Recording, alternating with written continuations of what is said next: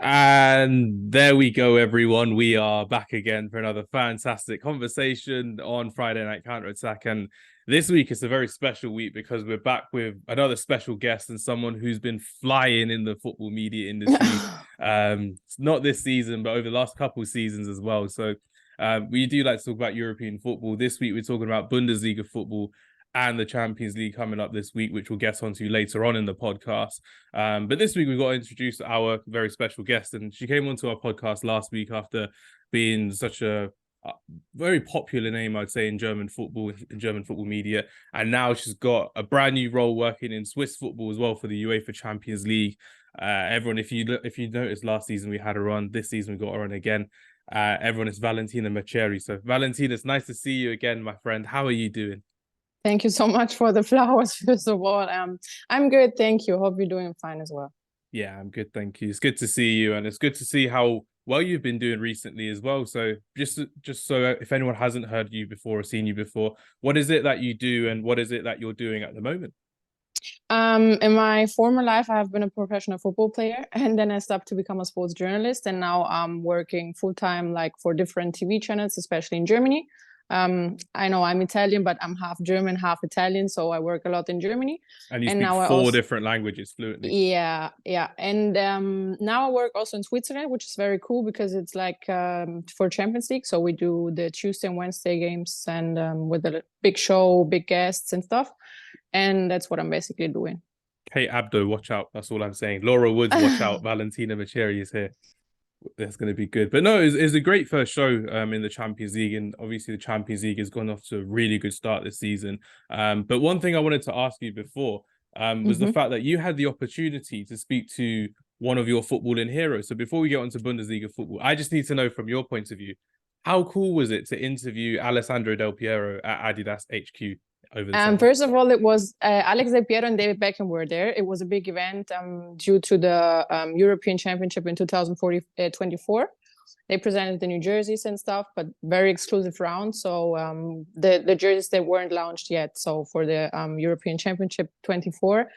And I must admit that Del Piero is so funny. I hadn't expected that because, like, you know, I know him. I know he's known for being very friendly and for being very chilled and easy and like not arrogant and stuff. And he was also very funny. So we started talking, and the first topic that we had, of course, the two Italians speaking in English, was the topic of the espresso. So because we as Italian, we drink a lot of espresso, and in Germany where we did the interview, they have like good coffee, you know. Always. So always. And the first very big topic was about coffee, you know, and everyone was laughing. And it was so cool because like it was so easy to interview him because he was so eloquent, and he's just like a book, you know. He has so much stories to tell, like it's amazing. And I love to talk to these people because like they're very down to earth, but they also just already have won so much titles and have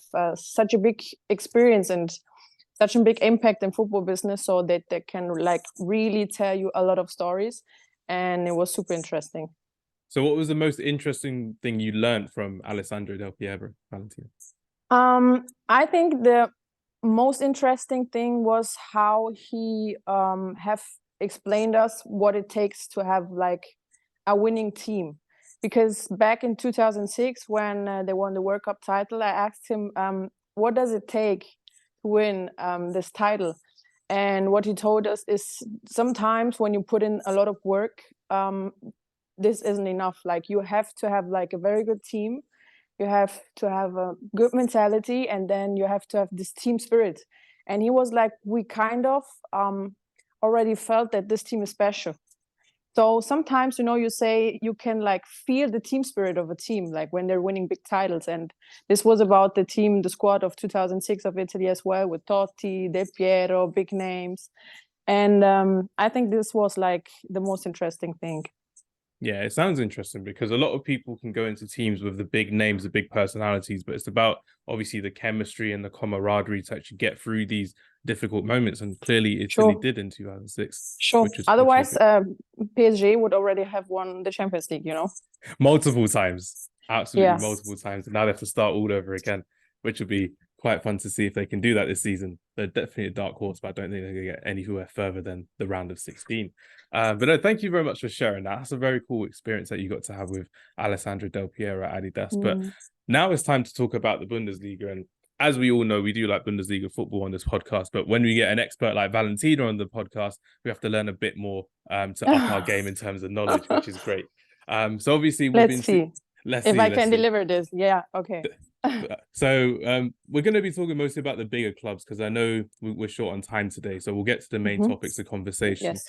First thing we're going to talk about is mostly about Borussia Dortmund, Bayern Munich, RB Leipzig, and Bayern Leverkusen. So we'll start with Borussia Dortmund and how they've started the season without Jude Bellingham in the squad and how they've coped with their new style of play without their main man, Jude Bellingham. So how's it been for Borussia Dortmund and what have you noticed so far in their new side? They are really struggling.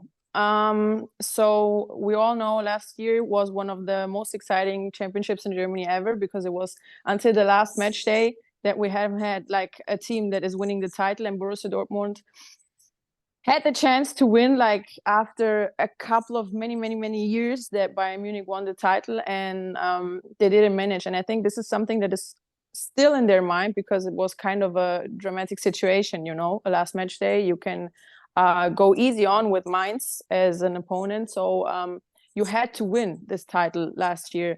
And I think this is something that is still in the mind of the players. Then plus, you already said it, Jude Bellingham left, which has been a very important player for them, taking over a leading role. And this kind of a leader in the midfield is missing Borussia Dortmund. So they have good players. They have like a huge potential, but still, like same as last season, they don't manage like to fulfill this potential, you know. And I don't know if Edin Terzic is still the right person to guide and like to bring up the full potential of the team. Right now, it seems that he has some difficulties, as the players have as well. And now it's more than ever important that the players with a huge experience like Marco Reus or Mats Hummels are taking over this leadership. They have been out of the squad for a long time, but they are reinstalled in the squad. So this already shows that they're really missing some leaders. And I think if they don't find it within the team or maybe in winter from extern, they're going to be like, they're going to have difficulties. Yeah, so I don't see them as a very big concurrence for Bayern Munich, Leverkusen, and Leipzig.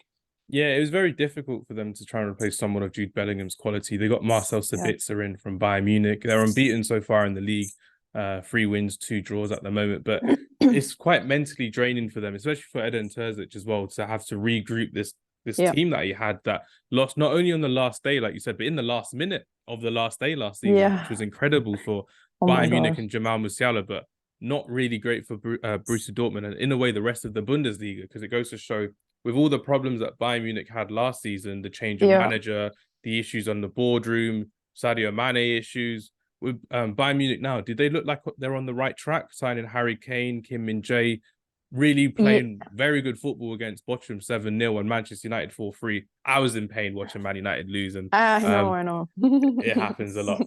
But with Bayern Munich, are they looking more on the right track this season? Yeah, I think so. I mean, with Harry Kane, they got a big striker, a big name, and not only that he's a good footballer, but he's also taking over a leadership role, you know. And I think these days this is so important because some of the teams, they have like good players, young players, and it's all cool, but you need experience, you need leadership, like you need in a team. I think at least 3 or 4 players that are taking over, like when it becomes difficult, that lead the team, you know, that young players can watch up to and learn from. So I think Harry Kane is bringing everything to the table that you need to be a huge impact on Bayern Munich. And maybe not only him, but him in cooperation with some other players of experience like Thomas Müller and other players is the missing puzzle for Bayern Munich maybe reaching the top goals this year. Yeah. Because obviously their top goal will be to challenge in the Champions League for them to be someone who's feared in European football as well. And the last time they won it, they had that experience in their side. They had Robert Yes. Lewandowski, Thomas Müller, Manuel Neuer was on great form as well. And obviously you've had Joshua Kimmich come through, who's been a very good leader for Bayern Munich, but not so much for Germany, because clearly before Hansi Flick left his job, he demoted him from captain, which was quite sad to see. Have we noticed a kind of fight back from Joshua Kimmich in terms of Bayern Munich because he was demoted as captain from Germany? Well, I think Kimmich is struggling since the World Cup in Qatar. Okay. After the World Cup in Qatar, he already said this is something that he has to progress because he think it's a very low point in his career personally as well. And I think since Qatar, Joshua Kimmich is struggling with his own performances. Then, of course, a lot of things change within the club, in the national team. So he's maybe missing a little bit of a confidence, which he needs to bring his performances to the table, you know. And I'm very, very curious to see if Kimmich is able to become the old Kimmich with all the new things going on in Bayern Munich as well, or if Tuchel maybe is changing the whole system. Yeah, potentially we're trying to bring João Paulina from Fulham. They tried to do that on deadline day this summer as well. They wanted him at any costs. He was already at the medical check in Munich, but then Fulham... That's crazy. He was already in Munich for it. Oh, no. He was in Munich already, and then Fulham said, I'm sorry. And the deal fell through. The deal is not done. Not yet. It's going to be crazy. But even with Joshua Kimmich, you could say when he came in the team, he was surrounded by leadership. He had Vidal, he had Alonso to an extent. Now he's got Goretzka, and he's looking to lead the team, and it's clearly burdening him from a point of view as well, because he got quite overrun in the Manchester United game by Bruno Fernandes. But if it wasn't for Jamal Musiala having an eloquent game, having an exciting game, dominating the whole midfield against Manchester United, it may have been a different storyline for Bayern Munich. And now it's time to have a conversation with you, Valentina. This is where I'm going to test your football knowledge. So we have a game. God. We have a game this season called Start, Bench, Sell, where we have to start a player. This is so fucking difficult. Okay. It's so bad. So start player, bench a player, sell a player. So Jamal Musiala, Florian Wirtz, and Xabi Simons of RB Leipzig. So let me hear your points of view, Valentina, who you would start, bench, and sell. Starting for sure with Xabi Simons. Ooh, why Xabi Simons? Because crazy. I think he's an amazing player. I love see him playing because he's so technical. He's like young and he's very confident and fast. And I think he has everything that you need to become a big player. Yes. He's done so well at PSV, Eindhoven last season. Amazing so far in RB Leipzig and in a stronger league as well. In the Bundesliga compared to the Eredivisie. The thing that excited me the most was how he dominated that Champions League game against Young Boys. Yeah. It shows I think it's amazing at 20. And if I can interrupt you, I think because now he's playing with Leipzig. It's the same with Jude Bellingham playing with Dortmund. If you pick Xabi Simons and put him into a squad like Real Madrid or Barcelona or whatever, I think he's even rising up, you know? Can you imagine him in that Barcelona side under Xavi, having that attacking play with Pedri and Gundogan or De Jong behind him as well? The freedom of the pitch as well, like Lionel Messi used to have. That would be insane. You understand me, huh? I understand you perfectly, which is great. Now I understand why you put Xabi Simons to start. Now you've got the difficult one of benching a player. Musiala or Wirtz? Who are you going for? Well, I prefer to put Wirtz on the bench, but that's it. But I say because you will earn more money with Wirtz than with Musiala, I'm gonna sell Wirtz, put Musiala on the bench, and then buy another big player with the money I get from Wirtz. Buy another attacking midfielder from somewhere. That's good business there, Valentina. That's good business. It's a business idea, you know? Yeah, exactly. I could become a football manager as well. Maybe after the career of a sports journalist. I don't doubt it as well. I'll be your technical director. I'll be scouting for new players as well, which will be great. I've got the experience, which is fantastic. Yeah, true. But with Florian Wirtz as well, for me, just so I can throw mine. So mine, I would start, this is just me, but I would start Florian Wirtz because under Xabi Alonso, he's looking like a different animal completely. True. And I think with better players around him, he will be a lot better as well. I think if he was to go to the Premier League, he would kill it. If he was to be in the La Liga, he would kill it. Germany, he's killing it right now. And after that long injury, like we spoke about last time as well, Valentina, it was very difficult mentally for him to come back. And he did, and he has, which is great.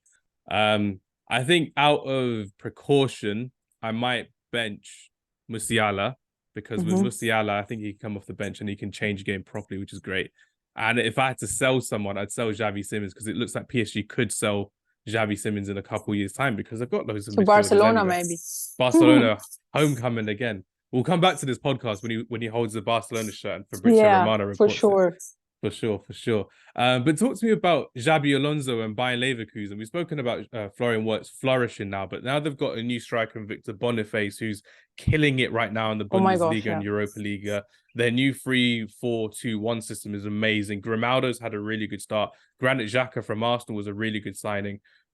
Is Bayern Leverkusen the team to watch in Bundesliga this season, Valentina? For sure. I got asked who is the big favorite next to Bayern Munich to win the title this year in Germany. I said Bayern Leverkusen. Everyone was laughing at me before the season, but now they're confirming that, because Xabi Alonso has everything you need to be a big coach. He won all the titles as a player. He trained under the biggest coaches in the world, and I think he is really doing an amazing work. And I think Bayer Leverkusen won't be his last club for sure as a coach. I think maybe in 1 or 2 or 3 years, he's going to train a big club. I'm pretty sure about that.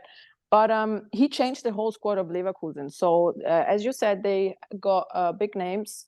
But not only that, he's really making players better. He's improving every single player. And this is something in common that every big coach has. They're improving players. And this is a big skill of Xabi Alonso. And I told you about the spirits Alex De Piero told me with the winning title squads. Yes. And I can feel Leverkusen has the spirit as well. So I'm very excited to see if they can keep the level up for the whole season. But if so, they're definitely the team to watch.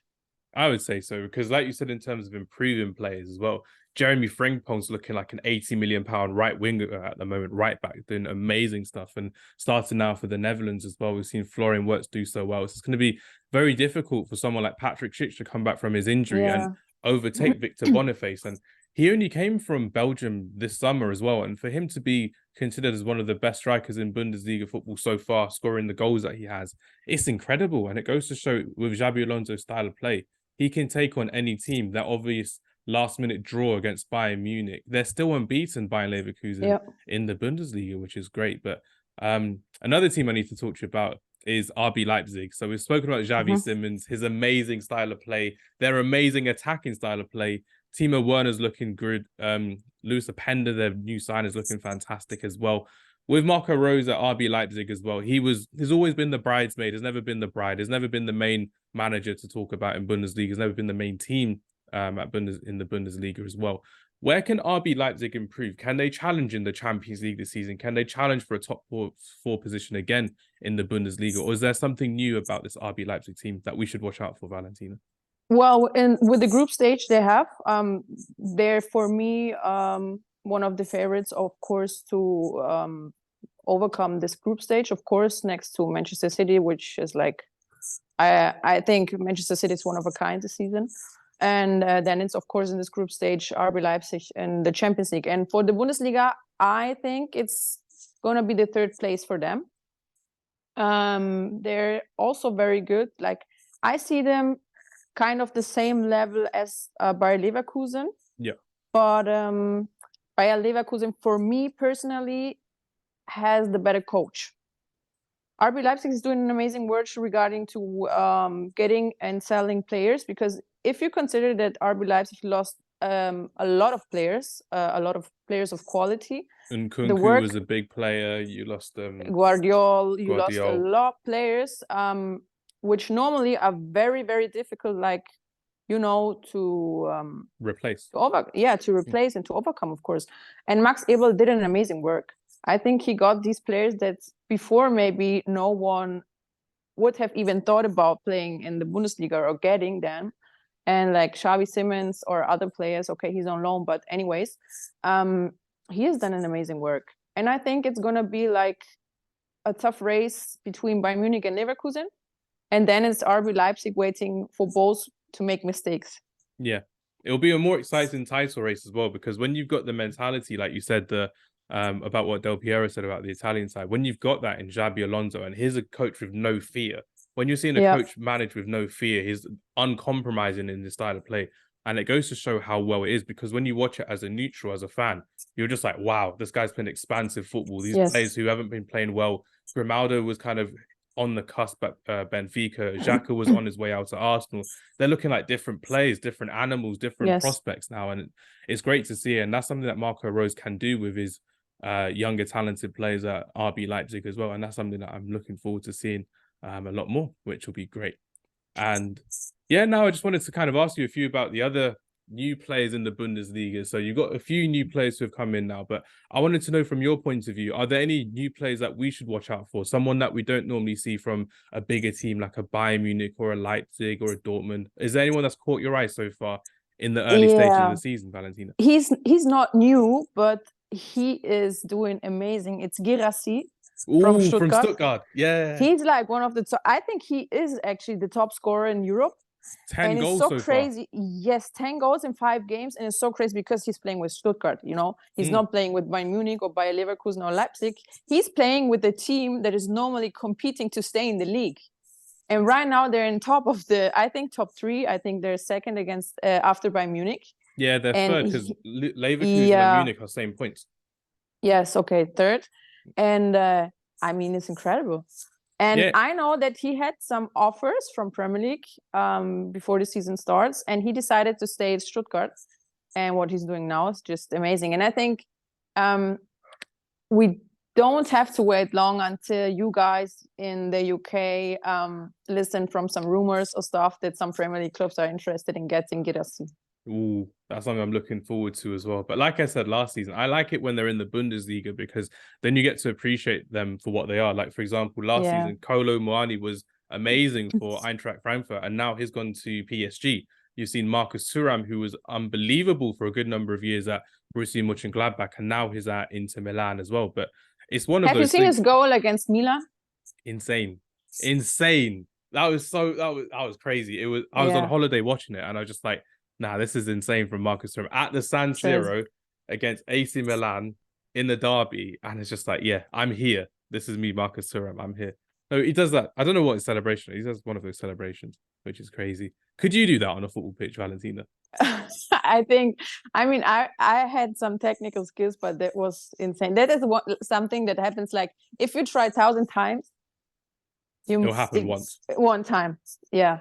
Nah, that's good to hear. Maybe if I tried 1,500 times, it happens one time. It'll happen one time. I don't know. I'll need to try that later at football, which will be good fun. But the next team I wanted to talk to you about, Valentina, was Union Berlin. And obviously, because you're covering the Champions League this season in Switzerland as well, Union Berlin, their story is incredible. Going from 4th tier of German football into the Bundesliga, not even just into the Bundesliga, a few seasons later, into the Champions League and becoming the top team in Berlin as well. Hertha Berlin got relegated last season. So the Olympic Stadium is now more or less empty, as opposed to the Union Berlin Stadium, where they're going to be hosting Champions League football. And another Italian legend, Leonardo Bonucci, has moved to Union Berlin this summer on a free transfer. And they had a really good game against Real Madrid, barring that last-minute winner from... Yeah, I felt so sorry for them, really. I felt so sorry for them because, like, as Union Berlin, I mean, in 4 years, they went from the 2nd to the 1st division in Germany and qualified for the Champions League without a lot of money. I won't say without any money because that's not true, but comparing to big clubs like Bayern Munich, Leverkusen, or Leipzig that are always playing in international competitions, they have really just less money. And they're like with Union Berlin is everything about the team. Like they're not playing amazing football, to be honest. It's not nice watching them. It's not kind of like you watch them play and say, wow, this is fun to watch, you know? It's resolute football. It's pragmatic football, it's pragmatic, yes. But they're doing a good work, you know? And I think what is the best thing about Union Berlin and Urs Fischer, the coach, is that he knows what stuff he has on the pitch, like what kind of players, and he's fulfilling the potential that he can. So he can't like play technical football with the players he has, you know? I mean, Bonucci in the defense will never be like, I don't know, a technical player. He's there, he's like experienced, and they're not getting young players which they have to develop, you know? They're getting players with a huge experience that are bringing this to the table that Urs Fischer needs to survive. Yeah. Let's kind of say survive, in the Champions League. And like to stay 0-0 with the Real Madrid in Madrid as Union Berlin in the very first Champions League match of all time, I felt so sorry for them when Jude Bellingham scored. Really, to be honest, I felt like, oh my gosh, this is so depressing. Because like being over 90 minutes 0-0 against Real Madrid in the first game of the Champions League in Union history, oh damn, it was so depressing, really. Yeah, it was heartbreak for them because last season, like we said as well, they were challenging around February, March time for top spot, for second spot in the Bundesliga. And the fact that they stayed in the top four for the Champions League position goes to show what a credit they have in that team, the resilience that they had as well. They almost had it against Real Madrid. They almost done an amazing point in the group stages at the Bernabeu, but it just wasn't to be with Union Berlin. Unfortunately this time around, but it's great to see, and that's the stories that we love in football. It's not always the big players and the big teams, it's sometimes the underdogs who've done really good football, and not, again, like you said, not amazing to watch, but good football for them, for their team as well, which is fantastic as well. And in the end you need the result, it's not always going to be how you look, it's about what's on the table. If there's a point there, if there's 3 points there, and it's great to see, which is really good. But before we wrap up the podcast, Valentina, I've got 2 things to ask you. We've asked you about players to watch in the Bundesliga, but obviously you are going to be the face of Champions League football in Switzerland for the upcoming season. I'm really looking forward to seeing the great work that you're doing. Let me hear your thoughts on the Champions League in terms of players, in terms of managers, and in terms of clubs as well. So in terms of, are there any clubs that you're personally watching in the Champions League thinking, you know what, they could challenge? Or do you reckon there's a few dark horses in the Champions League? We mentioned PSG earlier, so I want to hear your thoughts on the Champions League, Valentina. For me, to be honest, if things keep going like that, there's no one that can challenge Manchester City. I think they're too strong this season. Bayern Munich, No, I think Pep Guardiola is so keen on defending the title, and he's doing everything he can, I think, to repeat the success of the last season. And of course, I think you got to watch out for Jude Bellingham, because like it's crazy how he started at Real Madrid, and with only 20 years, he has such a huge impact on the team, and he's playing so confident, like he's already 30, Yeah. It's like kind of, he's just 20 years, but he's so self-confident, and he's playing like in such a leadership role that is like almost crazy to see a player playing like this at 20 years old. And then of course Xavi Simons to watch, because I think he can cause trouble to a lot of defenses of big teams as well, also of Manchester City. And I'm looking forward to that game though as well, when they go to the Etihad. Yeah, because the last time, they lost like 1-7, I think, against Manchester City in Champions League. So another day at the office for Haaland, scoring so many goals. I know, just so as easy. Crazy. Yeah, Bayern Munich, of course, with Harry Kane is a team to watch. I think they're easily going to the semi-final. We've spoken about Harry Kane, but I want to ask you about Leroy Sané. Actually, is he back to his best now under? I wouldn't say best, because for me, Leroy Sané has such a huge potential.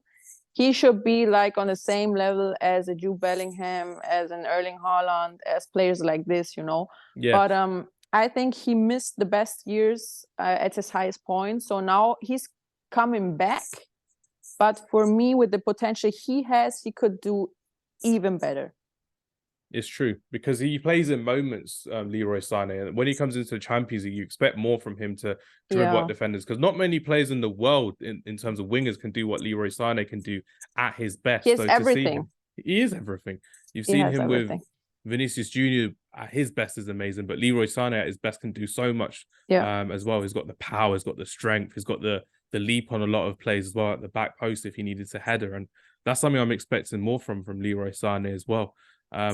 I wanted to ask you about, well, I'm a Man United fan, as you know, Valentina. So put me out my misery. How far can Manchester United go from your point of view, from what you've seen in that game against Bayern Munich? Because we were so close to group stage. Yeah, group stage for sure. No. Group stage for sure is Bayern Munich and Manchester United for me. And then it depends. It depends of the opponent, to be honest. Yeah, because there's a lot of potential in this team, but with Manchester United, with their injuries that they have all the time, the issues we have and with too Jadon much Sancho, rumors, too much rumors beside the pitch. You know, a team that is competing for the highest topics needs to be like calm, needs to be led in a calm way. Like there are too much rumors beside with the Sancho, with back in the days Cristiano Ronaldo, with everything. Like it's too much going on. Yeah, it's too much going on for a team to compete at the highest levels. You know, it was the same with Bayern Munich last season. They had all these rumors with Manuel Neuer giving interviews that weren't confirmed, with the problems in the board, with the coach being left and knowing about it from the media, and it was just too much. A team that competes at the highest levels internationally and nationally needs to have like a calm atmosphere, like a winning atmosphere, you know, and not that much of a problem. Because when you go, like, I think into the dressing room and stuff, it is always a topic, you know. You just kind of feel like if there are problems in the club. It's true, because it's like when you've seen that at AC Milan previously, and they got rid of what was happening in the board as well. We've seen that previously with Juventus, and they're not even in Europe. But with Manchester United, it just seems to happen every single year. And when you want to see progress from them, it's like you take one step forward and then 3 steps back, because there's always new things that are coming under issues as well. And you saw how good Jadon Sancho was in the Bundesliga. Can you see a way out for him in January to move to a club on loan, or to move somewhere permanently, perhaps? Maybe a comeback to Borussia Dortmund wouldn't be bad. That would be crazy. I mean, sometimes, you know, some players just work in a certain surrounding. They need the confidence. They need like a certain type of players, or maybe they need also like a familiar feeling. Yes. And I think Jadon Sancho knows what Borussia Dortmund has done for him. And Borussia Dortmund, even though all the rumors that has been there, then in the end, they know what Jadon Sancho was for them. And right now, they would need a player as Jadon Sancho back in the days, you know. And why not? I mean, if Jadon Sancho's agent is sitting on a table with the board of, and Sebastian Kehl-Watzke, the board of Borussia Dortmund, this could be maybe an option. It would be a good option, because you've got Adeyemi, you've got Haller, you've got Marlon as well. You've got Marco Reus coming into the autumn of his career. And to have Jadon Sancho come in, that would boost the squad dramatically as well. And it'd be something where I think Borussia Dortmund would love, especially in the Champions League, to have someone of a big player, a big name like Jadon Sancho come back to the Bundesliga as well, which would be great. But someone who was great that you came back was you, Valentina. So thank you very much for joining us today. It's been a pleasure to have you, and to speak Bundesliga football, and all the best with your season coming ahead. And like I said last time to you, it's just bigger and better for you, and it goes to show how well your work is going. And I'm really happy with everything that's going on. Is there anything you haven't told us that you've got coming up soon? Is there any more opportunities? Are you going to any more competitions? What's going on, Valentina, this season? Nothing I can tell you. Nothing yet. Just in case you're not going to interview Cannavaro. Just some options, like but I don't know yet. Yes. Thank you so much. No, it was fun as always. Everyone, stick around for part 2. Yeah, we definitely will. I like the conversation. It's great. Everyone, stick around for part 2 of the podcast, and we'll see you in a bit.